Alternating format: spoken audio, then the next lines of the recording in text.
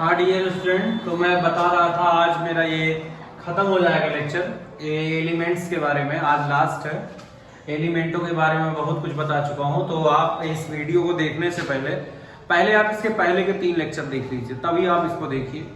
तो dear student, silicon के बारे में आप जानते हो, सिलिकॉन कंप्यूटर के जो चिप होते हैं वो सिलिकॉन के बनाए जाते हैं। सिलिकॉन जैसे प्लास्टिक अपने आप में एक मटेरियल है, ऐसे सिलिकॉन भी अपने आप में एक मटेरियल होता है। ठीक, सिलिकॉन एक मटेरियल है। ठीक, देखे होगे, नहीं देखे हो तो इसका मतलब ये नहीं कि नहीं आप पढ़ोगे, लेकिन सिलिकॉन जैसे प्लास्टिक आप देख रहे हो, ऐसे सिलिकॉन अपने आप में भी एक मटेरियल होता है। सिलिकॉन का जो सिंबल होता है वो कैपिटल एस स्मॉल है, जैसे लिखा है सेम टू सेम ऐसे लिखना है। अच्छा डियर स्टूडेंट्स, सिलिकॉन अगर एक मटेरियल होता है तो क्या इसको पाउडर फॉर्म में नहीं किया जा सकता या एक्सट्रैक्ट फॉर्म में नहीं किया जा सकता? किया जा सकता है।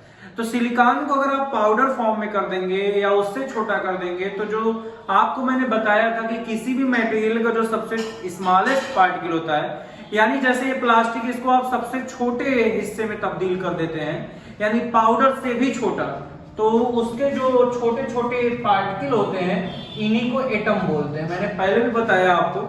तो ऐसे डियर स्टूडेंट, प्रीवियस लेक्चर में मैंने बताया सिलिकॉन के जो मेटेरियल होते हैं इनमें भी क्या होते हैं? एटम्स होते हैं।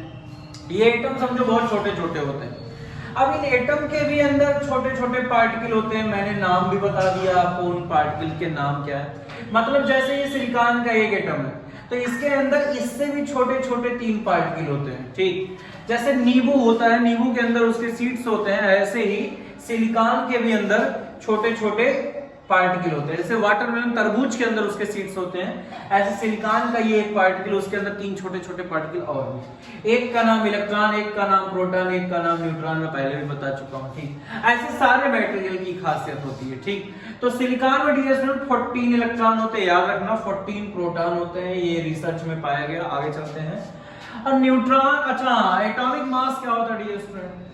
एटॉमिक नंबर में हम लोग इलेक्ट्रॉन को बताते हैं, नहीं बता सकते हो तो प्रोटॉन को बताओ। बट एटॉमिक मास की बात करें तो प्रोटॉन और न्यूट्रॉन दोनों जोड़ा जाता है। तो सिलिकॉन में डियर स्टूडेंट 14 प्रोटॉन तो होते ही हैं, 14 इलेक्ट्रॉन होते हैं, इसके अलावा 14 न्यूट्रॉन भी होते हैं। तो अगर मैं आपसे पूछूं कि प्रोटॉन और न्यूट्रॉन दोनों ऐड कर दीजिए तो 14 प्रोटॉन और 14 न्यूट्रॉन मिलकर 20 है। ऐसे फास्फोरस भी अपने आप में बोन्स में पाया जाता है, हड्डी में पाया जाता है, जानते ही हो। फास्फोरस के एटम के अंदर 15 इलेक्ट्रॉन होते हैं, 15 प्रोटॉन होते हैं, समझो 15 न्यूट्रॉन होते हैं। समझ में आया कि नहीं? तो डियर स्टूडेंट, फास्फोरस में अगर पूछा जाए एटॉमिक नंबर तो इसका 15 माना जाएगा। क्यों? क्योंकि एटॉमिक नंबर का मतलब होता है या तो इलेक्ट्रॉन देख लो या तो प्रोटॉन देख लो। बट अगर एटॉमिक मास की बात करें तो 15 15 आपका 30 शायद इसमें 16 होते हैं डियर स्टूडेंट, एक बार मुझे देखना पड़ेगा, लेकिन 16 ही होते हैं, नोट कर लीजिए। तो इसका एटॉमिक मास 31 हो जाएगा डियर स्टूडेंट। आगे बढ़ते हैं। सल्फर का सिंबल यस होता है। सल्फर आप एक पाउडर होता है सल्फर, येलो कलर का। आगे बढ़ते हैं। इसके एटम में 16 इलेक्ट्रॉन होते हैं, 16 प्रोटॉन होते हैं, 16 न्यूट्रॉन होते हैं। तो डियर स्टूडेंट, इसका एटॉमिक नंबर हो जाता है 16, मतलब इसके इलेक्ट्रॉन 16 है, या आप प्रोटॉन देख लीजिए 16।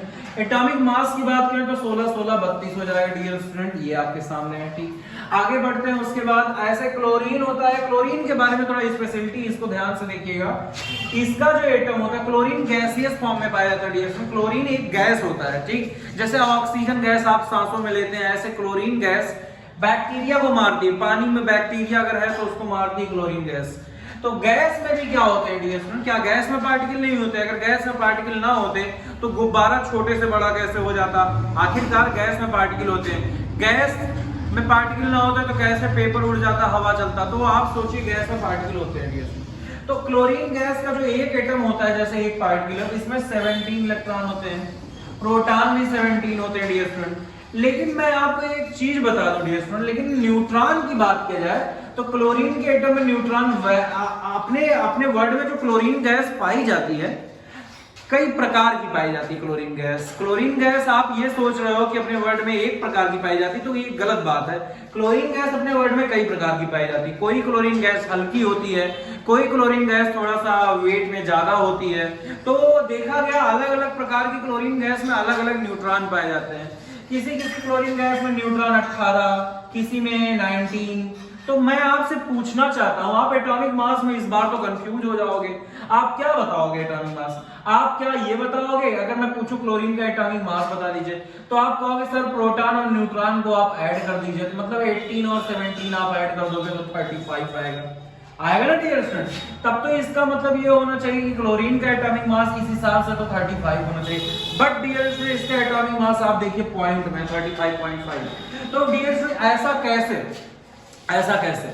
क्योंकि इसमें न्यूट्रॉन 18 भी होते हैं और कहीं कहीं ऐसा भी होता है कि न्यूट्रॉन आपके 19, मान लो एग्जांपल के तौर पे मैं 19 बोल देता हूं, तो इस हिसाब से डियर स्टूडेंट इसका एटॉमिक मास 36 आ जाएगा।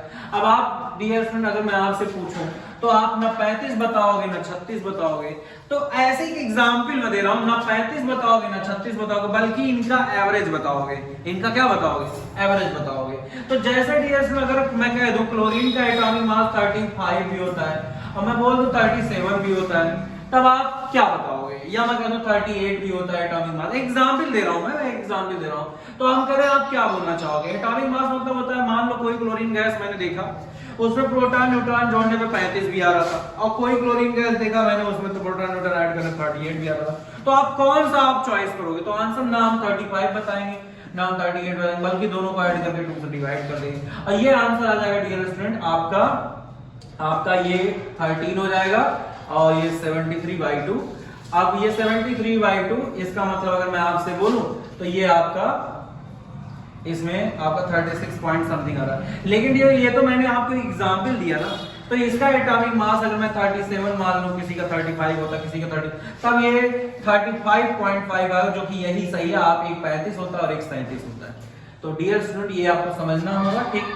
तो इसका एटॉमिक मास 35.5, ये एवरेज एटॉमिक मास है डियर। तो आगे बढ़ते हैं।